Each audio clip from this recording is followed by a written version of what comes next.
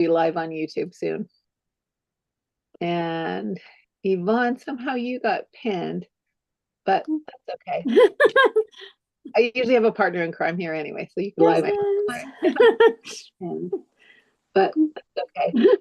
Okay. I usually have a partner in crime here anyway, so you can live. There we go. We're live. But that's okay. Okay. Okay. We're live. And can you hear me? Yes.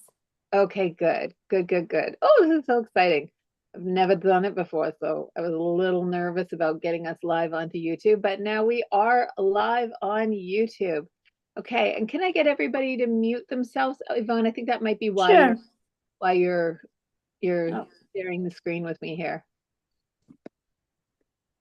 Yeah, exactly. It's asking for a password on your computer. I think it's acting. I'm pretty sure it's acting. But you're here. I'm confused. Are you here, Virginia? Because I'm seeing you. Oh, in your phone. Okay, acting, yeah.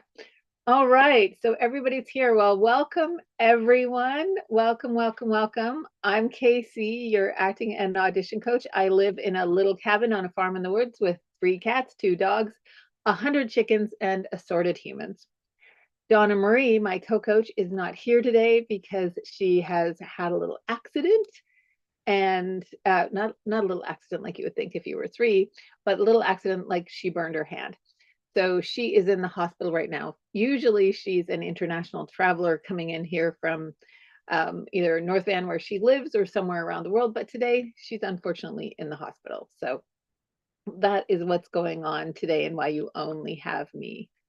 And okay, Michael, good to know that we've got you on your wife's account. Good. Sounds good. All right, so we will get into the business here. When we help actors, when we coach actors, one of the things we ask them to do is pick one single goal. One single goal. Why one when you have so many things you want to do, like make your parents proud, be a working actor, win an Oscar, work with incredible actors and directors, be on a series, buy a house with the money you made from acting, land a guest star role. All of those things are really good things to do, right? We all sound like really good goals. But you can't drive your car in 7 directions at once. You just cannot do it. You've got to be able to have one single goal that you can reach. But the good news is, with one goal, you can usually hit most of the other things that are on your list. And it also gives you the credentials to be able to get those other roles, those other things that you want to have happen. It allows you to have them. It allows you to let it happen. So that's what we want to do. We want to have one single goal. Does everybody have a single goal that they could think of that they would like to achieve? I know a lot of people want to win an Oscar, right? Yes, absolutely. Series regular on a TV show. Absolutely, very good. So one goal like that tells you what you need to do to practice. If you're practicing for an Oscar, that's different than practicing for a series regular role on a TV show, right? One person's going to be looking at Oscar-winning scripts. The other person's going to be looking at the scripts for a series. So that's how you break down the goals that you the work that you need to do to achieve your goal. And living to inspire is a lovely goal, but it's not very practical. You can live to as for acting, because you can live to inspire anybody doing anything. But if you want to act, it would be good to have a goal that is your acting goal. Allie's saying realistically, your first step goal is getting your demo done, but the big goal is landing a lead on a series. Well, even that determines, so if your big goal is landing a role on a series, that determines what you put on your reel. So you want to think about that. Series regular is the aim. Okay, then everybody should be reading those scripts for a series, and they should be reading series regular roles and watching what series regular people do. Same with recurring roles, same thing. So one goal helps you reach whatever other goals you want to reach. I'm going to tell you about a life-changing booking for a client. She booked a show called Big Eyes, which was a film with a Oscar-winning director, 2 Oscar-winning co-stars. So Tim Burton was the director, Amy Adams and Christoph Waltz were the co-stars. So these are big time actors and a big time director, and it can be pretty intimidating. May, I'll get to your question at the end of the lesson, okay? So she had already worked a lot, but she hadn't created an audition to work with 3 Oscar winners before. But luckily, I have been down this road before, so I had some ideas about how to solve the problems. But we had one big goal, right? The one big goal was to book a film, to book this audition that was with these Oscar winners. Now, in this case, there were 2 factors in play. And if you want to, and if this helps you, you can think of this as 2 heroes' journeys. One is the actor struggles with the belief that they can do it. So that's one journey. And the second journey is the actor struggles to create the auditions. So you have 2 really difficult things that you've got to overcome in order to get the one thing that you want. So in this lesson, I'm going to break down what we did to land the role, overcome the inner obstacle and the outer obstacle that the actor sees themselves having. So one is a story to see yourself on set and in character, and one is to see yourself as somebody who's capable of doing this. Does this make sense to everyone? We have 2 journeys going on. Yeah? Okay, great. So the 2 struggles were very real. One is the only real competition for this role was my other client. So I have very few private clients. I usually have 4 or 5 private clients at any given time, and they're usually people who are booking an awful lot and can afford to put the time in to work privately with me. So the other actor who was one of the other actors who was auditioning for this was an actor who was very much like Madeline. She had big eyes. Every single person who auditioned for this role had big eyes, obviously. She was blonde. So they looked alike, but she also had really great credentials. She had a wonderful reputation. She's a really good actor. She's quite edgy, so she could do those really difficult roles. She was named as a one to watch at the Toronto Film Festival. So I had been coaching both of these actors for a long time. They knew that I would coach them differently. But because this was such an important audition, the other actor said, I don't want you to work with Madeline anymore. I only want you to work with me because this is competition that's coming up time and time again, and I don't want you to do that. So obviously I decided that I would work with Madeline because I decide who I work with. So if somebody tells me not to work with someone else, if you asked me, I might consider it. But if you tell me, I won't at all. So that was the first problem she had, but that problem got eliminated. So Madeline was absolutely terrified because this other actor had far more kudos, far more people saying you're so fabulous, and all of the press and the film festivals and all that kind of stuff. So that was the first problem. The second problem was that the material was difficult. It was a period piece, so she had to sound like an American in the 60s. She had to walk and talk very differently than she was, and the material itself was very difficult because there was abuse and all sorts of all sorts of, Brian is saying, don't tell me what to do. It's true, don't. I don't like it.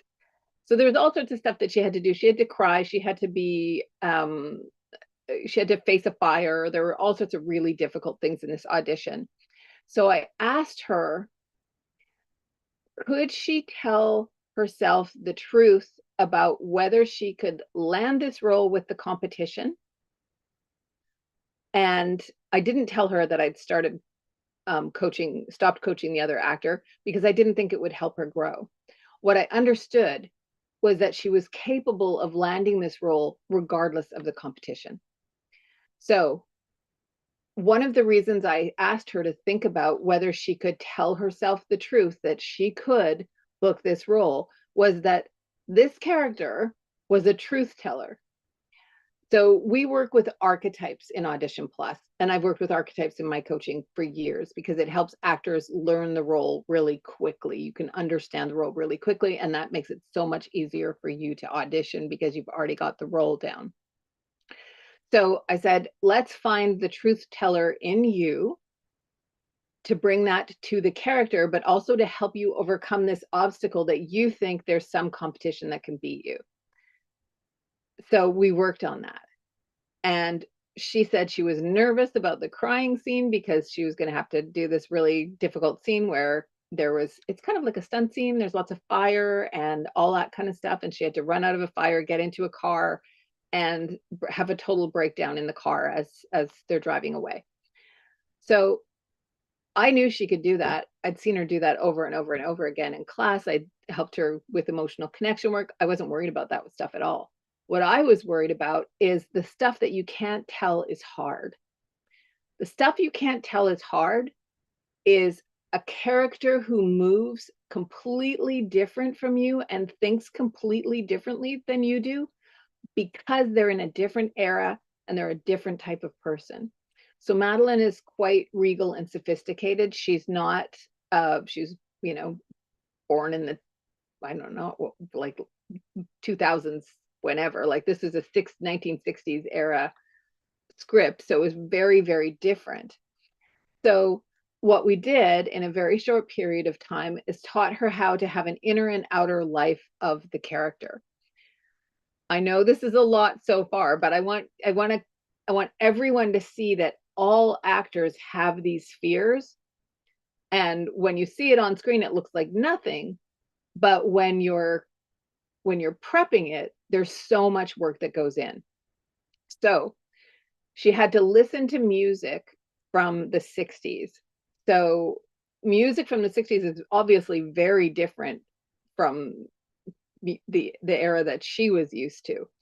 So she had to listen to music from the 60s because that affects how you walk and talk. The way the music plays in your mind is how you move in your life. So we did that. The other thing we did was she read books that were written in the 60s and written about the 60s, so two different things, and watched movies and documentaries about people in the 60s and about the character because she was playing a real life character, which is another thing that's really hard. And she got to meet the real life character when she was shooting too, which was kind of cool. So we had less than a week to get this together. So I can tell you, she was working on this day and night. It's a lot of work, right? To create a character. And we're talking about not very much screen time at all. But you put in this kind of work when you want to do this kind of film, when you want to get these kind of results. And what I always say in Audition Plus and to all of our actors is practice learning these skills before you need them. Because then you're going to know what to do and you're going to know how to do it, and you're going to have the skill set beforehand, because it doesn't get any easier. It just gets harder as you keep getting better and better at this. You get better roles, more difficult roles, so you want to be good at it. So I'm going to take you through the script, the breakdown in the script that we had, so that you can see what was there. So the first thing I do when I'm looking at a script is I look at who's involved. So Tim Burton, obviously, everybody knows Tim Burton. You know it's going to be slightly stylistic, or not even slightly. It's going to be stylistic. So you've got a type of work that you have to do when you're doing a Tim Burton film. Heike and Corinne, name is spelled wrong, told us a little bit about what the tone of the film is going to be too, because they like underplayed work. So this was going to be Tim Burton film with underplayed casting directors? Wait a minute, maybe there's something different going on. Maybe it's not going to be a typical Tim Burton film. So that gave us some insight. Also knowing that the other two actors, Amy Adams and Christoph Waltz, both Oscar winners, both very underplayed performers. So we had this idea, okay, this is not going to pop like a typical Tim Burton film. So we're not going to create the typical Tim Burton audition. I would normally, but not with that information.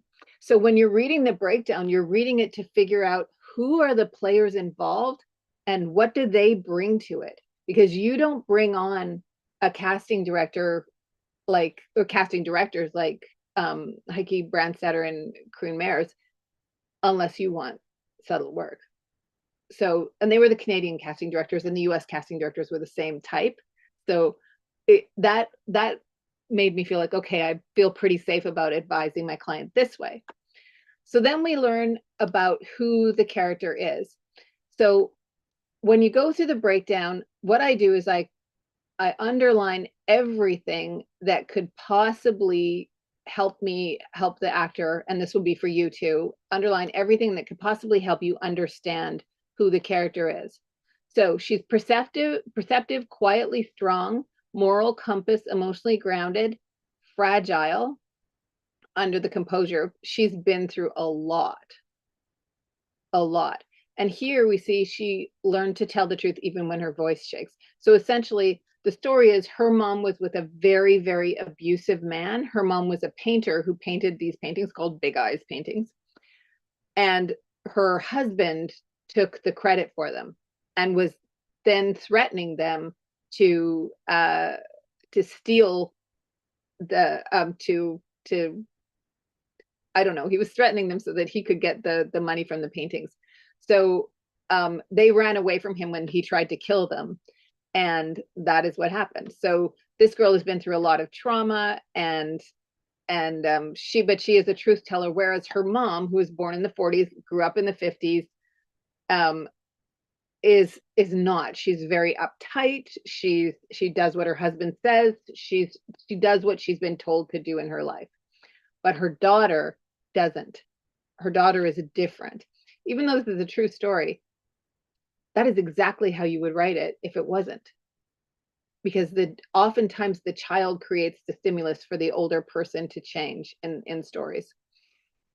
So Jane, the tone for Jane we came up with was grounded naturalism with a lot of emotional weight. So these are all my notes. And the essential qualities here: a maturity beyond her age because of what she had been through, strength, very subtle character, and that was the size of the role, was a large principal role. So then there was the usual stuff that you need to do with your audition, when you're telling who you are, how tall you are, all that kind of stuff. Now, these are my notes for who the characters are to help Madeline figure out her relationship to the other people in the scene. So Madeline is a truth teller. Truth tellers are honest and empathetic, but they don't hold back. You challenge the illusions that your mom has or the other characters have. You're clear, you're compassionate, but you tell the truth even when it hurts. Her mom, Margaret, played by Amy Adams, is a creator archetype like many of you. Driven by a vision and emotion, she finds meaning in art and learns that creating without truth is emptiness. Obviously, when she's creating all this work and her husband's taking the credit and all the money, and they made millions off this, millions and millions in the 60s. So you can imagine how much that would be now, a lot. So she is very sensitive. She is resilient and she is brave, but later, after she sees what's happening to her daughter, and she apologizes to her daughter at one point for not protecting her. Also, the portraits are all of her daughter. So she's put her daughter in an awkward position by doing this homage to her, and then her daughter can't tell that her mom did it and her stepfather didn't. The father or stepfather, Walter, is the manipulator archetype. He's charming, he's persuasive, he's totally hungry for validation. And he not only bends the truth, he absolutely lies to serve his ego. And he definitely fears being ordinary more than being wrong. So I felt like those were the archetypes that really fit those three characters. Makes sense to everyone that once you know who these characters are, then you can interact with them. You can react to the character because you already know who it is. So you're just going to go in and react to what they do, that kind of thing. Okay. So we'll get back to the script. I see everyone's making jokes. I love it. Of course. Okie dokie artichoke. So then we're going to look at where we are. So with Audition Plus, what we do, and this is what I've been doing for years prior to creating Audition Plus, I just didn't have a name for it back then. But I look at the first moment, I look at the emotional change, and I look at the last moment. Once you've got the character down, then you're looking at the given circumstances of the story and those moments that are really going to count in an audition. So as you can see, this is quite messy. We put a lot of work on the page to be able to understand what's going on. I like to have two pages, a clean page, and then a page that I've done all of my notes on, so that the notes help me, the clean page helps the client, kind of thing. So the first moment is she's in Hawaii. So the mother and daughter have fled the stepfather and have gone to live in Hawaii. If you're going to flee someone, you might as well go to Hawaii, right? So here they are in Hawaii. She has changed. The mother has changed. She's a bit stronger, but she's not strong enough to tell the truth. The daughter has totally changed. She's gone from being a scared little girl who tells the truth even though her voice shakes to telling the truth. So that's the arc that the character has taken over the course of the script. So the first thing is, you're in Hawaii and you're loving Hawaii and your friends. So the first thing is, for the Jane character, is we're going to see her happy, hanging out with her friends, feeling really good. The emotional change we're going to see is going from relaxed and happy to pissed off to resentful. And I'm going to take you through that so you can see why. You've grown up. You've grown up. You can be on your own. You're a teenage girl in Hawaii and you want to surf. You want to be on your own. You're not a child. So you've changed. So then we're seeing the emotional change here. And then the moment after, you're done with her shit and you're tired of hiding.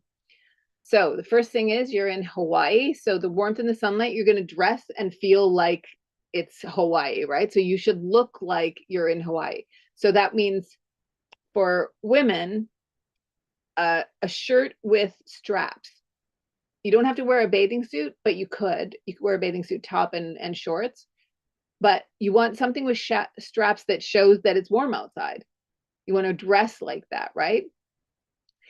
They tell us that freedom and friction hang in the air, so we know it's already tense. I made a note here. Your mom, I'm going to make this a little bigger for you so that you can see it, but your mom is uptight. So to show that you're different, your movement is going to be loose and fun for contrast. And you'll see this in the video. I'm going to show you the scene afterwards. But to create the contrast, to show the difference between the characters, we want to have the movements of the characters be different. So the note here for Madeline was, your mom is uptight. She grew up in the 40s. She got married in the 50s. Women in that era did as they were told, unfortunately. You are growing up in the 60s in Hawaii. So your body language in Hawaii is aloha. It's like very loose, and, you know, a teenager especially, right? You're just going to be very loose and all that kind of stuff. Now, this is extremely different for Madeline. She's not uptight. She's not rigid, but her spine is rigid. She's regal. She was a gymnast, so she walks like very elegantly. So that's changing her whole way of walking and moving. So here she is, she's grown up, she's easy, she's relaxed, she's confident, she's got her friends, she's liking Hawaii now, all that kind of stuff. She's made friends, things are good. Then her mom says, your friends are a bit wild.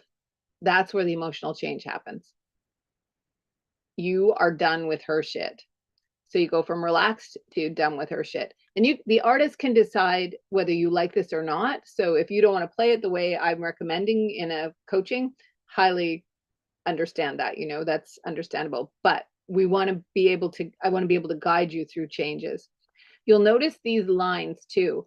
I break up the scenes for where the changes happen so that the actor can see it. And I recommend that you do this too. I usually use a pen, but because I like to do things in real life, but you can do it on a PDF too, like I did here. And this was so Madeline could have access to it. So you've changed, you're done with your shit. Your friends are listening, right? So when you say this, it says you're cutting. It doesn't say anything about her being quiet, but I thought it would be really good for her to be quiet and intimate here because her friends are listening, her cool new Hawaii friends. And as a teenager, does anybody remember just feeling like, oh my God, my parents embarrassed me so much? Don't talk. So I thought that would be a nice moment there if she would just like sort of look over and like, oh my God, don't, that kind of feeling. Then when her mom says, so she talks about having her mom maybe needing to make some friends. And her mom says, I can't have people in the house. She can't have people in the house because she's hiding the fact that she's the painter of these paintings that is making her wicked husband so much money. So Jane, who is a truth teller, is tired of hiding. So she gets angry here and she storms off. And she kind of makes fun of her mom here about the precious painting. So the moment after, in order to make that audition really punch, you want to have a moment after.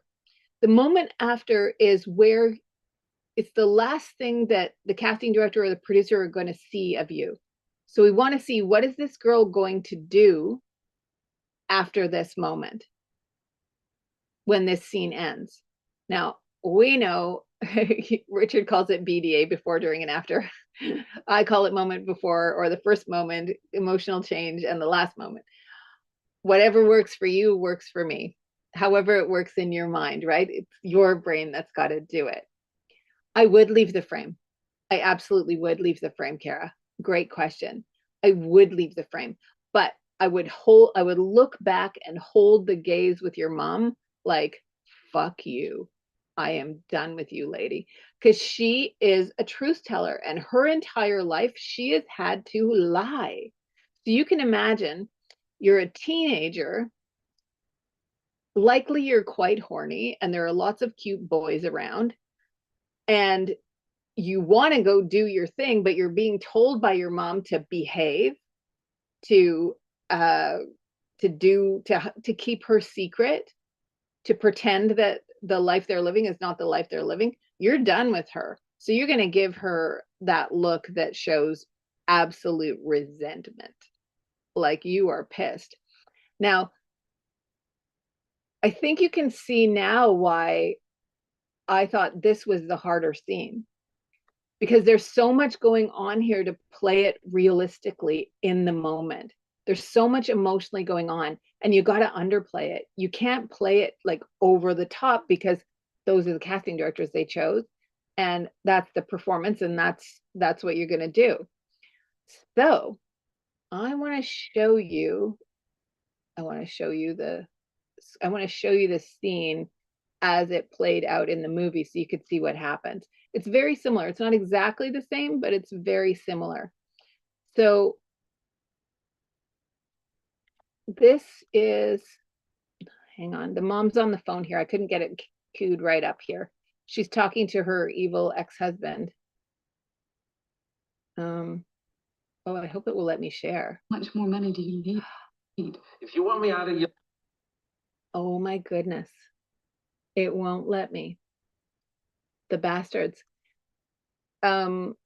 Unfortunately, I can't show you the scene because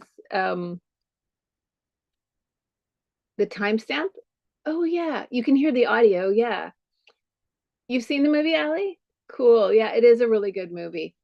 Um, Unfortunately, they do that so you can't share things, and I couldn't tape it either, like to show you, like I couldn't do that screen grab thing. But the timeline, if you want to watch it, you'd have to buy it. I had to buy it for this class, and now I've paid for this movie, $4.99. Oh my God. But it's 119. I can't believe these guys. That is so annoying. I bought this. I should be able to use it for my class, but anyway, I can't.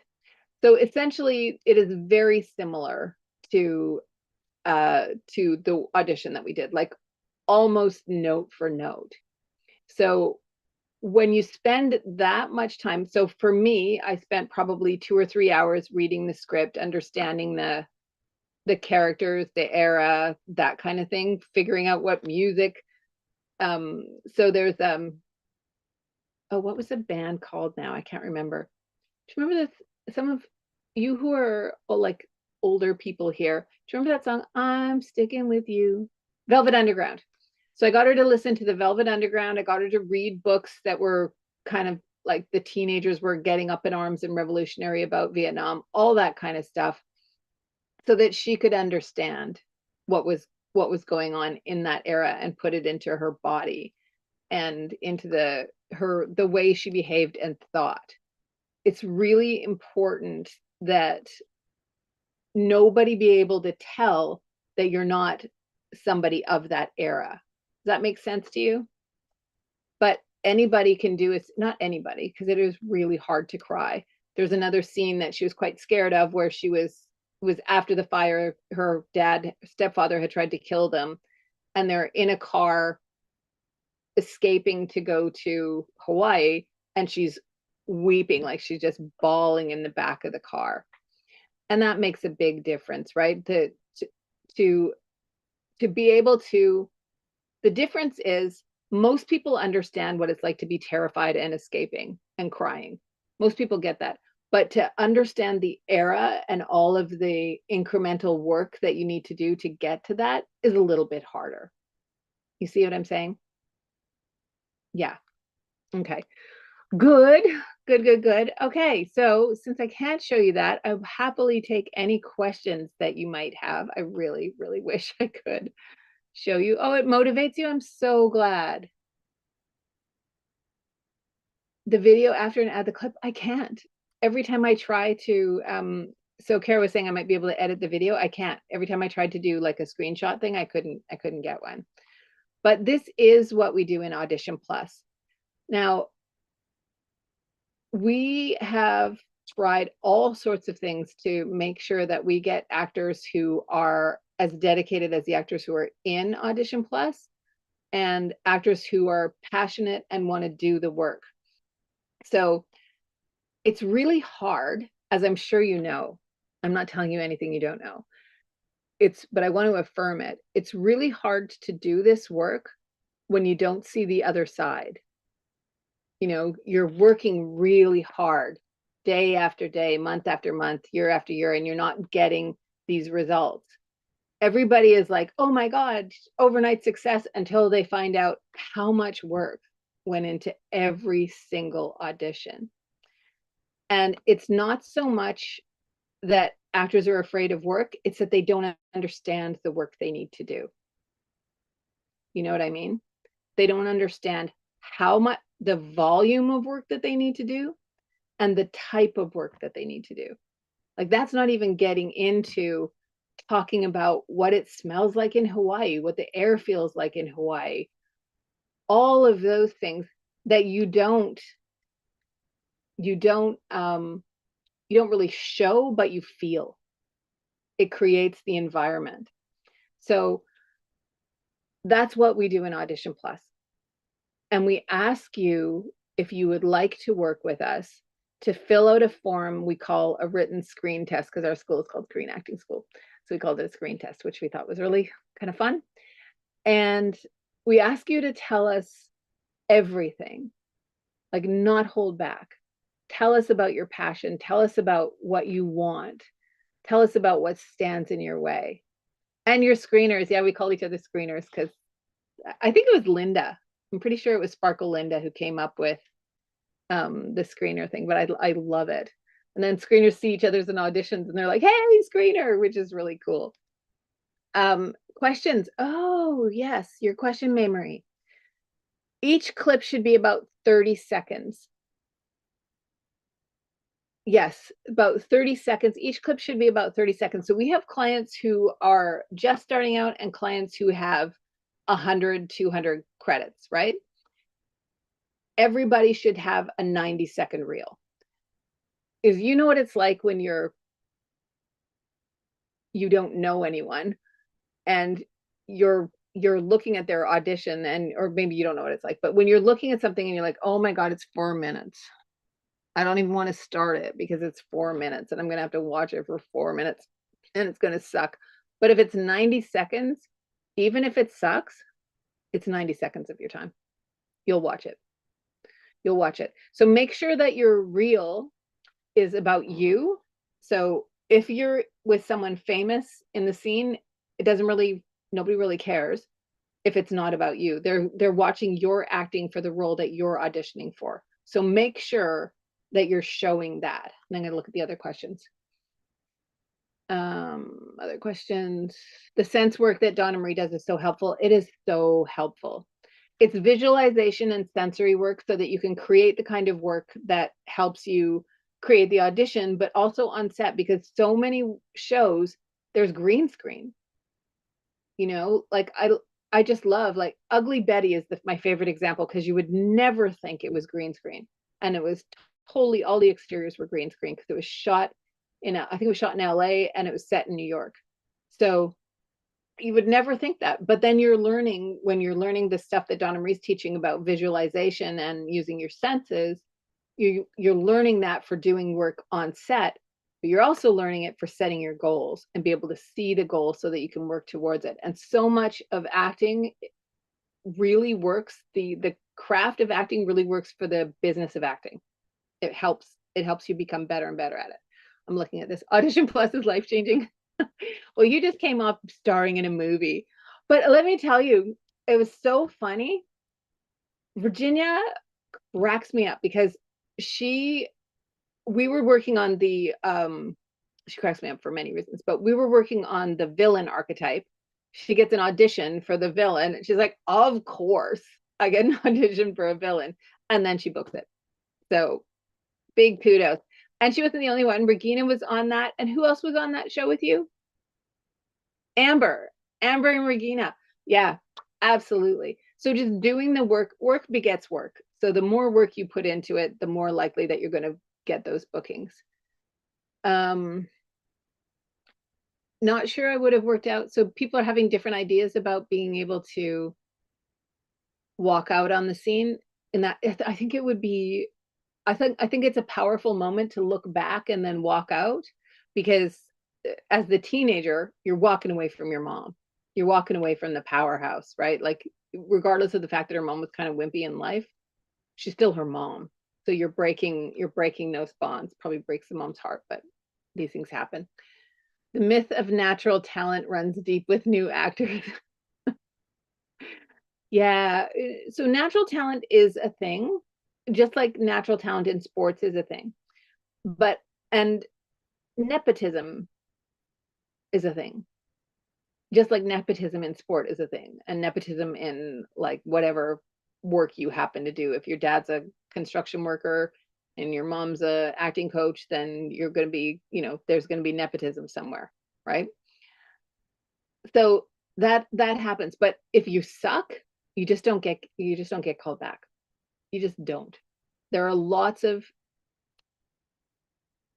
I can't name it, but there's an Oscar-winning actor who is considered one of the best actors in the world, and their kid can't get a job because their kid doesn't have it. So I just happen to have some insight into that because a client was on a show with the kid, and the kid was like, it was a nepotism thing, but they never got any more shows. So what is the place to find auditions online? So there are all sorts of places. There's Backstage, because you're in the US, right? So there's Backstage, there's break, what is it? Actors Access. There's groups like Facebook groups that will have those sorts of things. The workbook, casting workbook is now called the workbook. So and a casting workbook is getting very much deserved press for being a good service, after one of the other services has gotten a lot of press of being a bad service. So I really hope that casting workbook becomes better used, because it is an excellent service. So all of those places. Kara Kids says she can even see the decision of not storming off after the glare, putting on the mask to go hang out with her friends. Oh yeah. I mean, that makes so much sense, right? Like putting on the like just fucking fine face. I like that too. That's a great that's a really, really good take on it, Kara. I would absolutely do it. Kyla says, what do you do when you don't have the time the auditions due the next day? Quick bullet points. Just what we do in class. So you figure out who the character is, the archetype. You figure out the moment before, the moment after, and the emotional change. And then you break down the script like I showed you. So it really helps to go to look, like to draw a line across where the changes are, so that you, in your mind, you can feel the change. I mean, that's how it feels for me. Like when I draw the line, I'm like, okay, it makes sense to me to change it. But what more than anything, practice ahead of time. Like you're doing that, Kyla, now, right? You've recut your reel, you're practicing, you're doing all of this kind of stuff. Practice ahead of time makes all of this come easy to you. You know what else really helps is, and I'm going to pop this link in if I can find it real quick here. I know we're going over a bit, and I appreciate you staying. I'll get you this link for the Once Upon a Time format. Now, a lot of people don't like doing this because it takes a lot of work, but it's work you put in ahead of time to be better at it later. So essentially with the Once Upon a Time, it's how stories are told. There's a format to how stories are told. And if you understand that, then it's easier for you to understand what the story is and to be able to tell the story. And an added bonus, I'm going to put this in here. An added bonus is you learn the lines quickly because you learn the story, but you don't learn the lines quickly right away. It's kind of like working out. It's going to hurt and it's going to really suck until you get good at it, and then it's fun. Does that make sense to everyone? So you kind of have to put yourself through a little bit of punishment to get that down so that you understand it. And then every time you read a story, you'll start to see it in the format that stories are written. I'm going to put this screen test for Audition Plus in again. Screen test. There we go. Because lots of times this ends and then I get a message from people saying, I didn't get the link. So I'm telling you. Screenshot that because your device is awful. Understood. Trudy's coming in a little late. That's okay. You want to know, I'm just going to try and get through all of these questions and then I will end this. The prep for each audition is very much part of the equation. The other part is the prep work you do every day. Yes. Get yourself ready. So, you can get, if you're in Audition Plus, we have a whole bunch of scripts in Audition Plus that you can download. But if you're not, there are lots of different places that you can download scripts online. And what you should start doing is reading them. A lot of people do not like to read very much, but it's part of your job as an actor. And if you're not a good reader, you got to get to be a good reader. you got to slow down, take your pace, read small parts of the script, whatever it is, but read for understanding so you can do it well. Your agent uses casting workbook. That's good. UK at Spotlight or Mandy. Yes, absolutely. Spotlight is a really good service. I'm impressed by by the layout of it. What I do notice about Spotlight from the actors I've worked with in the UK is actors put on way longer reels than in the US, and I think it's probably problematic. I think you should put on short reels if you're in the UK, because people don't want to watch long things. No matter where you are in the world, I think it would help you to have the shorter reels. You could do both, right? Because you can put, different reels on. Yeah, and film schools, as Linda said, you can call the film schools and let them know, or message them. How do you know that an accent is good? You've been working on an accent for years and you don't know if you're good. You're working on American and Australian. And Elena, what's the Australian one is a little weird. Why are you, just because I don't know, maybe you would get more work as an Australian in England, but in the rest of the world, it's like rare to hear an Australian accent. Yeah, so absolutely talk to Americans. Oh yeah, there we go. Rebecca has a great American accent and her partner's American. So there you go. You worked it all out on your own. I love this. The community here is so amazing. The audition, well, Screen Acting School, period. Oh, Michael, I think it is. You're so welcome. So welcome. You love the Aussie accent for fun, yeah. But you know what I would focus on is the one that's going to make you money. The one that's going to land you gigs. It's fun to do fun things. I totally get it. Like you want to have a little fun in your life, and it's not fun to always be doing the right thing. But the one that's going to actually land you roles and keep you established, it's so hard, this industry. So if you're thoughtful and you do the step-by-step kind of practice, it's a lot easier. You want to reduce all of the things that are going to make things difficult for you and do all of the things that are going to make things easier for you. And that means being focused and learning what it takes to be a successful actor worldwide, essentially. The market that all actors should be looking at is the world. It's the world. You should look, of course, at where you live, where it's likely that you're going to work. But because the industry is international and the US is doing a lot of work in, say, Ireland and England and all over the place, in Portugal and different places where it's a lot cheaper to film now, you are going to have to be able to work anywhere in the world. So I would look at the market as the world, and I would look at yourself as an ambassador for that, and show off your skills to the best of your ability. It's still a US market predominantly, so I would learn an American accent to do that. And you'll work anywhere in the world. Anywhere. Poland, Mexico, anywhere. All right. Heard that when you have reels, 30 seconds in. Oh yeah, so breaking up your reels into types is a really good idea too. So having one for your action films, one for your comedies, one for your dramas, that kind of thing. That's such a good idea. Such a good idea. Okay. The world is the oyster of a certain young model that coached with KC from a small town anywhere. But I can't remember who do you mean?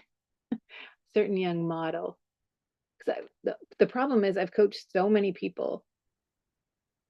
Oh, Lily, yeah. Yeah, she's in a small town in Indiana, and she's like doing all of the shows all over in London, and yeah, everywhere. Yeah, I have coached a lot of people, so sometimes I can't quite remember exactly who is who, unless you give me a little bit more like a name. Oh, Yvonne, I'm so glad you liked it.